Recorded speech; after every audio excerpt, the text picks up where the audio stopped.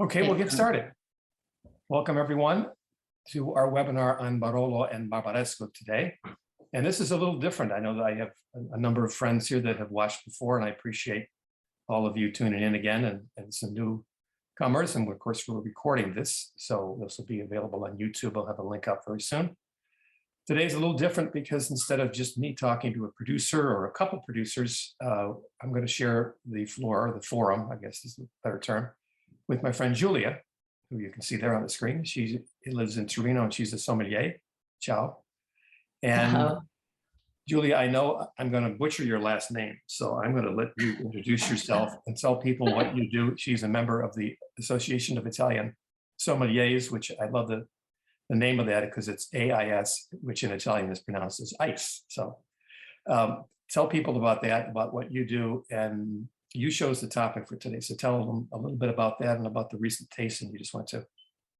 Exactly. Hello, everybody. First of all, thank you for having me, Tom. I'm honored and I'm delighted to be here today. So thank you.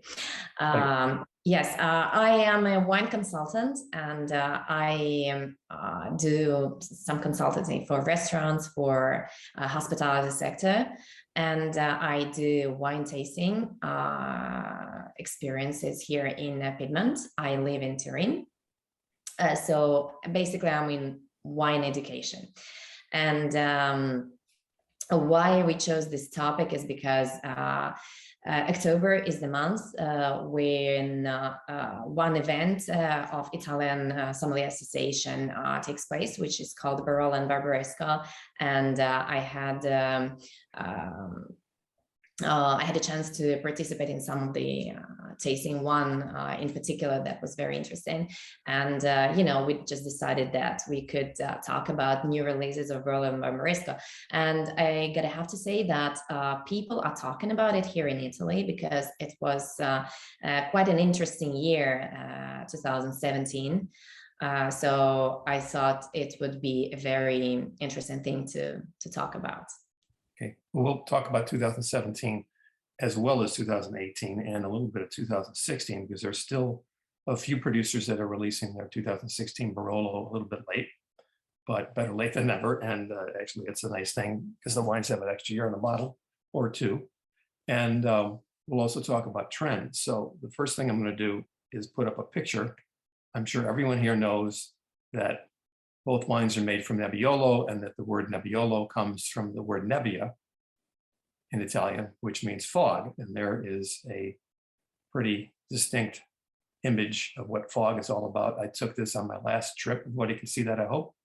And this was taken in the commune of Teiso in the Barbaresco production zone. This is actually from the estate of Pio Cesare. This was at, I think, the 27th, maybe the 26th of September at about 8 in the morning. So you can see there's a dramatic shot of what fog is all about. And of course, Nebbiolo being a very late ripening grape. And we're talking about, you know, it used to be in November, some of these grapes were harvested. Now with the change in climate, you don't see that much anymore. You see grapes harvested in middle October, sometimes usually even early October. But so that's changed quite a bit, several weeks. But since that's a late ripening variety, and you get less sunshine, of course, as the days, the sunshine is shorter every day. You have to plant these vineyards at a very high elevation, at least 350 meters, 400 meters. In certain parts of Barolo, you're at 500, 550 meters. So you're getting less sunshine, so you've got to be above the fog level. But there's a shot of fog, okay? Now we all have that image in our mind. So let's talk a little bit about the recent vintages, and we'll start with 2018 with Barbaresco. Julia, you said you have not had too many of these, or? No, I have not had much of 2018 Barbaresco. So I know the vintage. I know what you know, the opinions on this vintage. That is very approachable. Do you think so, Tom? I agree. I wrote an article earlier this year, just mostly on Barolo, but a little bit about 2018 Barbaresco. And most of the producers told me it doesn't have the power of 2016. It's not a big vintage, but it is very approachable, very good acidity, beautiful varietal purity, It reminds me a little bit, actually more than a little bit, it reminds me a lot of 2012, which I think is a lovely vintage for both Barbaresco and Barolo. And it doesn't get the attention it deserves because, you know, you have 13 is, now that we're several years away from 2012, 13, of course, was, you know, one of the big vintages of the decade, and of course, 16. So, but 12 has everything you'd want in a Barolo in terms of style, and a Barbaresco as well, in terms of the roundness, in terms of the elegance, varietal purity, persistence. It's just not that big on the palate. So it is a little more approachable. And two of the ones that I tried, two of the first Barbaresco I tried from 2018 were from Ceretto. I'll just put up a shot of the bottles here. This is the Bernadotte. And we also, that's their lesser famous. And then of course they have the famous one from Asili, which is in the commune of Barbaresco. And these are beautiful wines. And the Bernadotte, for example, is, I mentioned in my notes, I'm looking at my notes here, is the best I've had from Ceretto in years. I got notes here, if I can find them here. Okay, Lisa Ceretto says, Roberta Ceretto, excuse me, said they first made this in 2000, which is when she started with the winery, but it's in the municipality of Treviso. It's over 400 meters.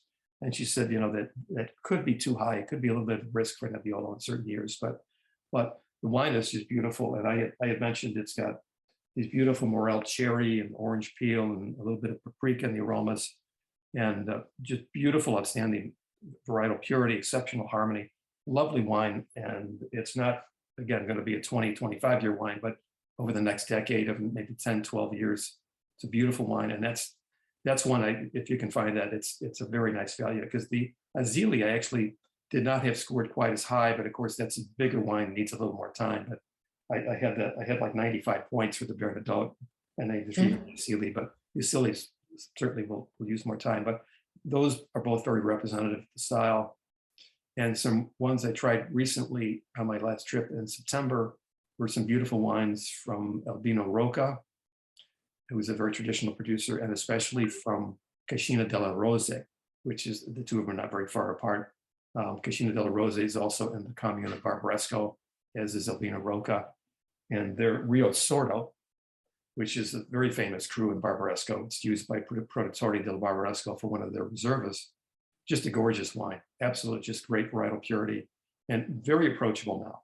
And obviously it will age for another decade or so, 7 to 10 years at least, maybe a little longer, but that's the style of the 2018s. They're not powerful wines, but they're very, very round and elegant, have wonderful varietal purity, and they're great introductions for someone who really hasn't tried too many Barolo or Barbaresco before, but certainly for Julia, for you and I, these are classic wines as well. So let's talk a little bit about, now we'll move into 17. We'll go back to 18 for Barolo. And we have a friend on the line here named Stefano Gagliardo, who some of you may know or may have tried his wines, and you may get a few quotes from Stefano, but we'll talk about his wines. We'll end up with 2018 Barolo, but we'll talk about 2017, a little bit about 2016. But Julia, why don't you talk a little bit? You mentioned trends about this decade, about how these two wines have changed. Yes. Well, first of all, it's interesting what you said about 2018 Barbaresco, and you found some resemblances in 2012 vintage. And I remember that 2012, as you mentioned, it wasn't rated very high here in Italy as vintage, because it was hot, and it wasn't rated very high. But I can see that sometimes we are a little bit afraid of hot vintages. But I have tasted 2009, which was the hot vintage as well, just a few days ago. I gotta have to say that it was in a perfect shape, and I really enjoyed it. I really enjoyed it. It is ready now, you can drink it now, and it was very elegant, and it was not overpowering. It was just a very good, very good Barolo. About the trends, yes, it is an interesting thing. During the tasting, there was one question that made me think a lot. about the climate change and how to manage it, because it's true that we had some hot and some cold vintages recently, because like if we talk about 2014, it was very rainy, Exactly. It was very cool. Exactly. In fact, it was rated very low. And basically, I know that many producers, and producers that I know personally, they were telling me, Julia, we didn't even make the Cru Barolos because it wasn't the case. So, maybe some producers only made classic Barolos and they didn't make Cru at all. We had some rainy vintages and some hot vintages, but the hot vintages are becoming a common thing. So what is going to happen next? And the question was, are the Grand Crus Barolo, like the most famous crus that we all know, they are facing south or southeast? What is going to happen in 10 years? Are they going to be the same Grand Cru? Are they going to produce the same, excellent wines, or is it going to change? And, I think it is an interesting topic. And if you think about it, is it possible, maybe I will, it is an extreme example, but isn't it possible that something like Damiano Cru, which I don't think even there is any producer producing, Barolo from that area, but it is on the ridge with Vigna Rionda. The only difference is that Vigna Rionda is facing south. Obviously, it takes warmer side of the hill, and Damiano takes the northern part of the hill, so it faces north. Is it possible that, maybe in 10, 15 years, we will have those areas that will produce better Barolos than, that we are used to now? And people, some people were saying, no, it's not possible. The crus will always remain the Cru as they are. Sure. And some people were saying, well, who knows? Maybe now it's a good investment to buy the land that was not even thought, was not even destined to be Nebbiolo land before. And if you think about it, 20 years ago, could we even imagine to drink English wine? Okay, we are talking about sparkling wines here, but England is becoming a solid producer of sparkling wines at the moment. It's true that we're talking about sparkling wines, and the acidity is important there, and cool climate is needed for production of sparkling wines, because the grapes should retain acidity, and we don't need too much alcohol. Otherwise, the second fermentation adds 1 to 2 ABV anyway. So, cool climate is a good thing for sparkling wine production. But now England is getting very solid production and more vintages comparing to maybe 5 years, 7 years ago. So is it going to happen the same thing with Barolo and Barbaresco? I don't know. But even you, Tom, I remember you were talking about Ravera Cru, and it is facing east. It is not a south facing. Right. There are certain parts of it. We'll talk about a wine later. But my question is no, of course, it's really not feasible to change the orientation of these vineyards, right? And they can combat climate change because the vineyards do have a very high exposure, 500, 550 meters at certain points. So we're talking about with all of us Yankees watching. Of course. It's about 1,600, 1,800 feet, maybe even a little bit higher. But so they can combat climate change a little bit. But did you get the feeling that the producers in these two zones were, a little bit nervous? I mean, it sounds like it. Not really. And what I did notice, and this is also my own opinion, I think that comparing with the maybe 10, 15 years ago, the winemakers now know how to manage hot vintages, because they're becoming so common that starting from the vineyard, from the work that they need to do in the vineyard, they already know how to manage it. Maybe leaving more shades over the grapes, so they protect it from excessive sunlight. Harvesting earlier, you mentioned that now the harvest is very early, and in some vintages like 2015, it was a harvest in late September. So not even October. So there are some vintages, but I think that winemakers do know how to manage hot vintages now. And in fact, when I tasted some 2017, I did find them quite fresh, not too powerful. And it was quite a surprise for me. I had the same experience. I was there twice in 2017. Once in June, it was just like the hottest June ever recorded in the Barolo zone. And then it was there at the end of August, first couple of days of September, they finally had rain after like 2.5 months, just a little bit of rain. And everybody predicted these were going to be, really sunburnt grapes. And as you said, they know how to protect that now. So I just, I can find Stefano here. There he is. Stefano, can you hear me? Yes, I do. Can you hear me? Yes, I see your little cartoon there. I love it. So what are your what are your thoughts on these hot vintages and how do you handle, like, for example, like 2017, how did you handle that?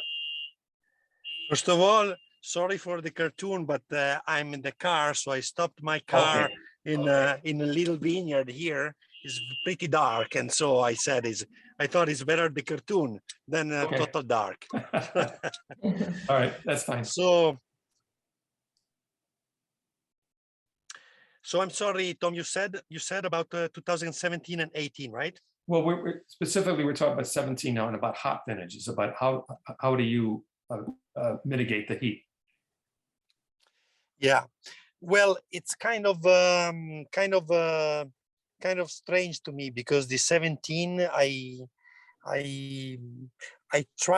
tend to call the 17 the fake hot vintage. Okay.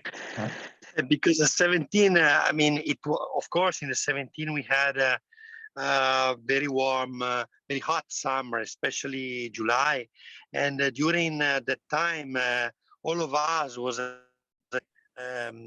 super hot, super ripe grapes, like 2000, 2003.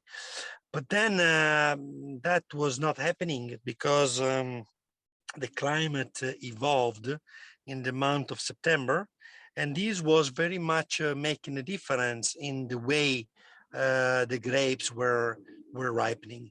So we had cool nights again, we had again time, and this was in fact developing flavors. We had much flavors in the 17 that were not expected. So I think today, when we approach a glass of 2017, we are always surprised, because we expect the typical notes of hot here, and we find a very aromatic, very ethereal character, no? Which Right. to me, of course, is much better, no? So I think there was always also a component of luck in the 2017, of course, which is always important. I think that's always necessary for everything we do, right? Yeah. Well, when you work under the sun, I guess you do need a little bit of good fortune or good luck. So that's nice to hear you say that. It's not just it's, you can't go into each vintage saying it's going to be a great one, because things happen. So good. Yeah. Well, and so how would you describe your 17s? I mean, in terms of recent vintages, it sounds like it's a much more approachable vintage, right? What I like of my 17s is that, in my opinion, they are all very transparent to the place where they are from. Okay. So you know that I make 8 Barolo wines, no? And right. Just one of them is a blend. All of the others are parcels, no? And yes. So what I think it was surprisingly clear to me was the connection with the place. So you can really feel the difference from Lazzarito to Castelletto, from Monvigliero to Mosconi, and you can really read all the specific character of the soil, of the climate, of the place. And the 17 is particularly pure, in my opinion, in terms of that. No. Okay, great. I'm going to mute you here for a minute. We may come back to you a little bit later, but thank you for those comments, and we'll move Grazie. on. Okay, so if you have another cartoon you can put up, that'd be great too. So, but Yeah, whatever. Okay, that looks good. I did taste several of Stefano's 17s, and the Lazzarito was especially impressive, and that's a wine that is a very distinctive Barolo for any producer. It's very high elevation, it ripens late, and there's a lot of spice and pepper to that wine. And normally that wine takes a long time to come around, but in 17 the wine was much more approachable than usual. So it's certainly not going to be a classic vintage in terms of longevity, but in terms of approachability and for drinkability now, restaurants should be buying these. People should be buying these to drink now and over the next few years. So a couple of producers I had from that I was very impressed by with 17. And I guess, Julie, I guess I can mention producers. You're supposed to be objective, right? Because you're Yeah. okay. But Tom, I was just going to say something about the wines being approachable. You've mentioned restaurants, and I work with restaurants, and I have lots of friends who have restaurants. Okay. And also when I do private tastings, wine tastings, for my clients, I rarely bring Barolo. If it is a very simple, very general tasting, right. I usually don't bring Barolo because I cannot get the older vintages, or for example, there is no budget for the tasting for an older vintage. Right. Especially if we're talking about, people, maybe tourists who come to the area, so the wine tasting is just a part of their traveling experience. This is not the main thing that they do in Italy. And I cannot bring young Barolo because I don't think it represents the appellation, the youthful Barolo. So, and I cannot get a hold on older vintages. So I just don't bring it. So for me, as for my friends who work in hospitality business, sometimes, having approachable wines, it's actually a very good thing. I don't say all the vintages should be approachable now. No, because I do believe that Barolo and also Barbaresco, Nebbiolo grape in general, the main characteristics is that it is very suitable for aging. Yes. So it is very important, and it is actually very interesting to see how Barolo evolves in time. You try it young, then you try it maybe after 3 years, and then you continue doing it. You take one case, and then you continue tasting it over the years. And the evolution, I think it is a part of experience of experiencing this wine. But sometimes for work, I do want some approachable Barolos. I would love to have some vintages that I can use right now and present, especially to, maybe to people that are coming from different countries, and maybe they do not have a great wine culture. They're just learning, or they're not very interested. They just want, to have a little experience while they're in Italy. And it would be very handy for me to have Barolos or Barbaresco like this, that I can present to these people and actually explain them what Barolo is. Because, young Barolo is just fruit and very rough tannins, but right. This is not the wine that you get after 10 years. Right, and, maybe some approachable vintages come very handy. I was talking to several producers about this. We talked about 17. Of course, it followed 16, which is, I think anyone who's been following Barolo the last 20, 30 years, certainly the last 20 years, in my opinion, and in many people's opinions, this is one of the great vintages, one of the greatest vintages of the last 2 decades, the 16s. And of course, now we talked about winemakers being able to, they learn from experience. There's such tremendous fruit and such beautifully round tannins that while, you don't want to drink these now, you want to wait 10 years or longer, and they will live for 20, 25 years. But compared to Barolos from the 50s, the 60s, the 70s, which were, the term is backwards, you couldn't, even in a great vintage, you wouldn't drink those at all. They were not even that pleasant. Some exceptions, of course, but the ones today are much more approachable. I think some of that is the philosophy of the winemaker saying, you know, we'd like to sell our wines. You know, just because it ages 10 years or 20 years, doesn't mean you have to wait that long, or you should wait that long. So 16, just very briefly, because we're not going to go a full hour today, folks. We're just going to go like 30, 40 minutes, but we'll hang on for a little bit here. But we have a few more things to talk about. But 16, of course, now those Barolos disappeared right away simply because of what I just said. The scores came out very early. The word was out. I remember 4 or 5 years ago, people said, well, if you like my 13s and 14s and 15s, wait till you try my 16s. So the word was out really early, and the wines really lived out to it. They're tremendous. And most of the wines are gone, so you're not going to find them. But I did try one wine on my recent trip, which was just released. And I'll put a photo of the bottle up here. And it's from a winery many of you may not know. It's a relatively new winery called Reva, and they're located in Monforte d'Alba. They just opened up actually a new little tasting room in La Mora near the Rocca dell'Annunziata vineyard.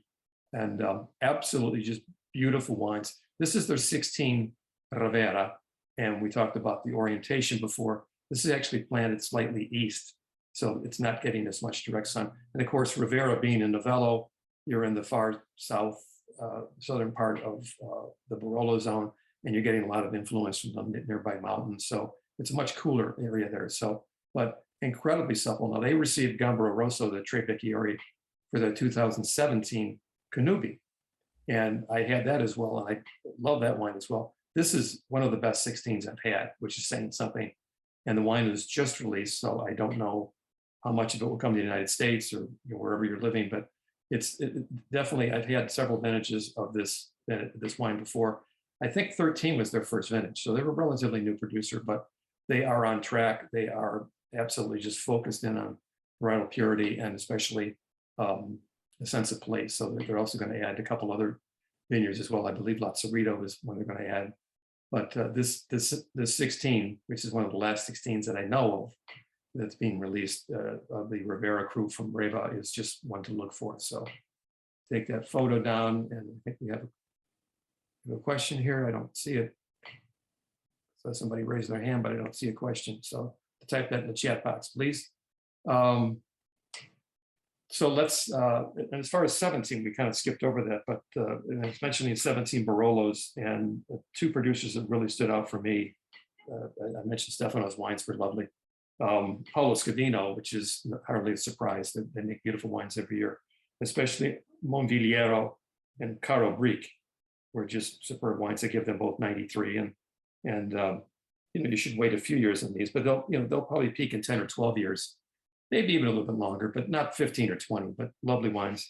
And then as far as another great producer, one that I love all the time, I'm sure Julia do as well, but that's Poderi Odero, Cristina Odero. And when I tasted these about 6 months ago, especially the Villero, which is they own a few parcels in the Villero vineyard in Castiglione Falletto.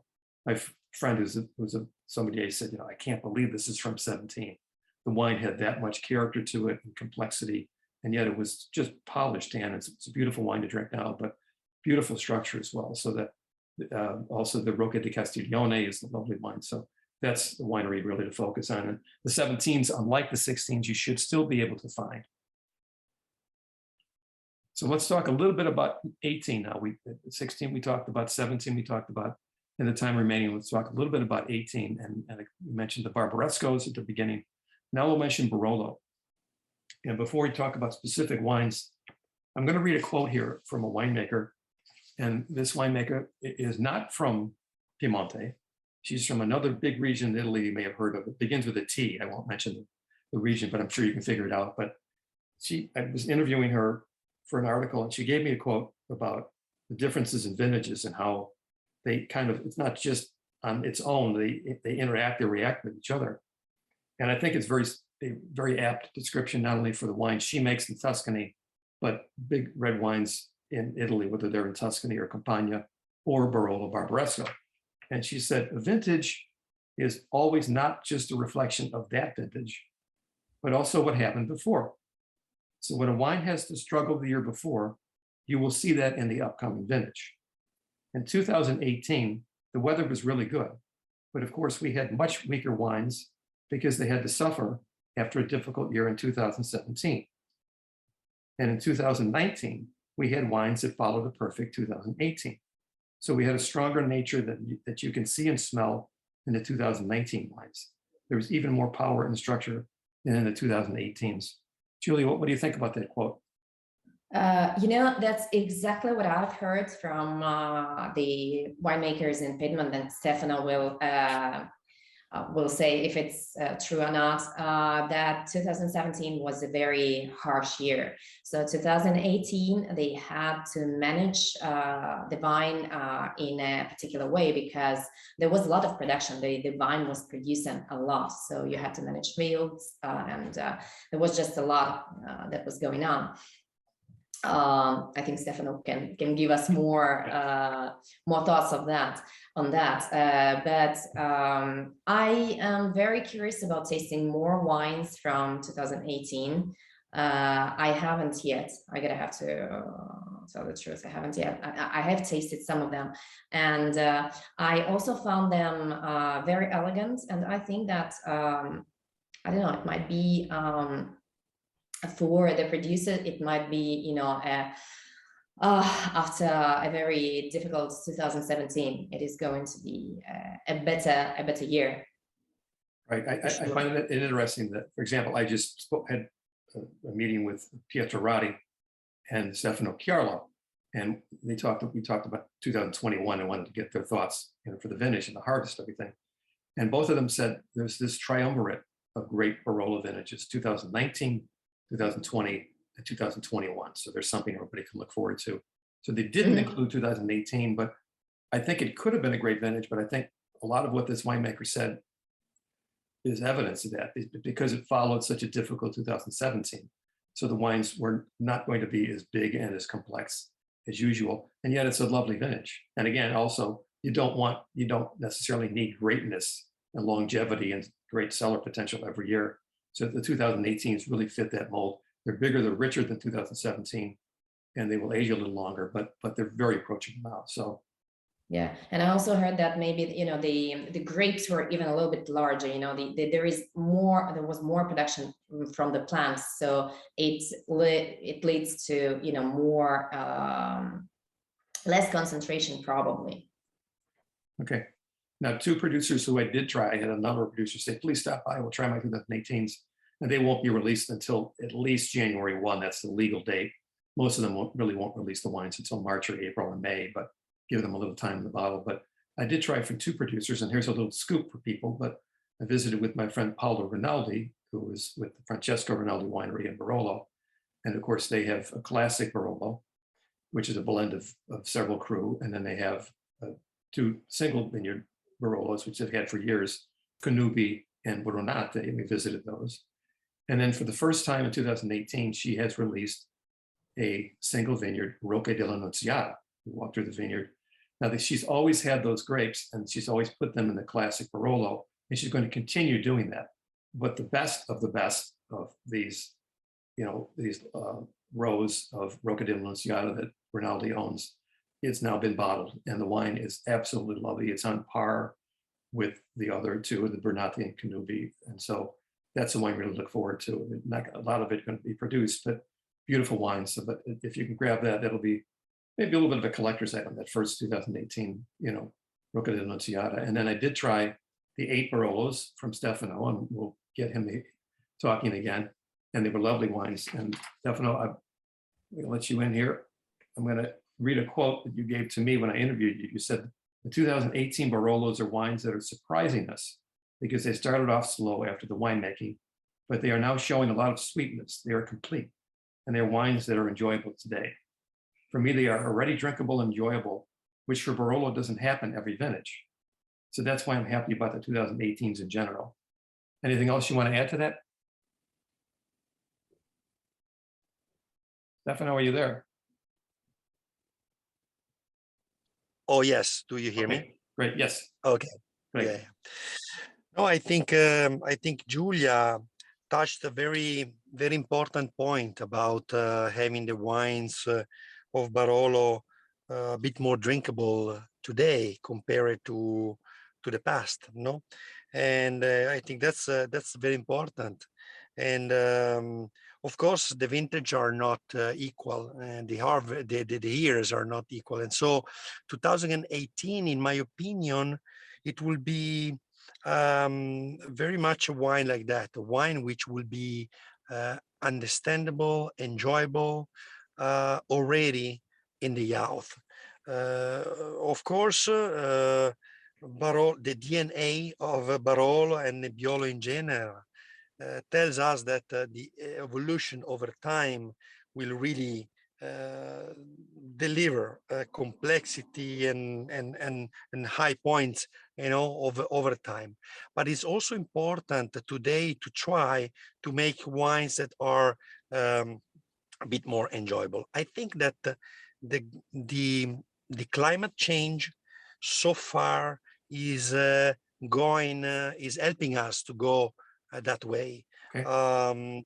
But of course, it's not true every year, no? And so this is what I think it will be very much one of the main point of the 2018, a wine that you can really enjoy, understand in the out, and at the same time, you will be able to age for a pretty long time. So for me, this is very important because also today Barolo has many new consumers. We have young people. We have a young crowd approaching Barolo now, and it's also important to be able to provide them some young vintages that helps them to understand, to enter into the Barolo without always spending the big money that sometimes you need for old vintages. Right, that's an excellent point. Yeah, it's we sometimes we preach to the choir, and you have to remember that you have to continue to bring in new customers, like you said, and they don't want a wine that needs. They're not worried about 20 years from now. They want a wine for tonight or for next week, next month. So, right. And was 18? But the quantity, was it a smaller vintage than usual, or? For me, yes. Okay. For me, it was smaller, very much in some vineyards, but also because I tell you honestly, we are being organic. Sometimes it's not easy, to stay behind. And in the 2018, we had a little of quantity drops because of a lack of defense. No, we were not able to stay behind a very demanding spring. And so in some crew, especially I would say Castelletto, I did I did a very, very small quantity, which turned to be fantastic quality, of course, because of course the few bunches left were amazing, no? But honestly speaking, it was not fully planned, I would say. Okay, thank you. We're running out of time here, a lot of time, but I see two people who have their hands raised. There's a little icon. I would appreciate if you could type, if you had a question, type it in the chat box, unless that's not possible. But otherwise, we will wrap up here. But just check real quick. It was Consuelo and Zelma. If you had questions, can type in the chat box. We'll hold on for a couple minutes here. But Julia and I have been planning this for a long time. I think ever since the beginning of the year or late last year. So I'm glad we finally had a chance to do this. So Julia, I appreciated your insight. Here we are from Zelma. Oh, I'm sorry, that's Stefano Gagliardo. I just mentioned Stefano. I'm sorry about that. Stefano Gagliardo, who his winery is in La Mora. So Zelma, you subscribe to my publication. Thank you. And then the next issue will be out in a few weeks, and you'll see the reviews of his 2018. So Stefano is very well respected, especially the last few vintages. The wines that come on very, very strong. So let's see if there's any other questions here. Grazie. Okay, great. So Julia, thank you again for your insight. I appreciated that. I think it's always fun to get the insight of somebody who's there in the area and works with these producers all the time. So we hopefully this is our first of several. We talked about several different things. We thought Barolo and Barbaresco would be a nice starting point. So I appreciate everybody tuning in today.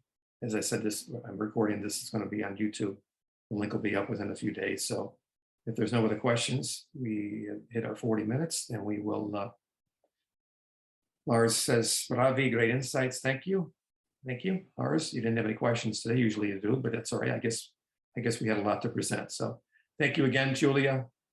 Thank you so much, Tom. Thank you, Buonasera. everybody. Okay, thank you again.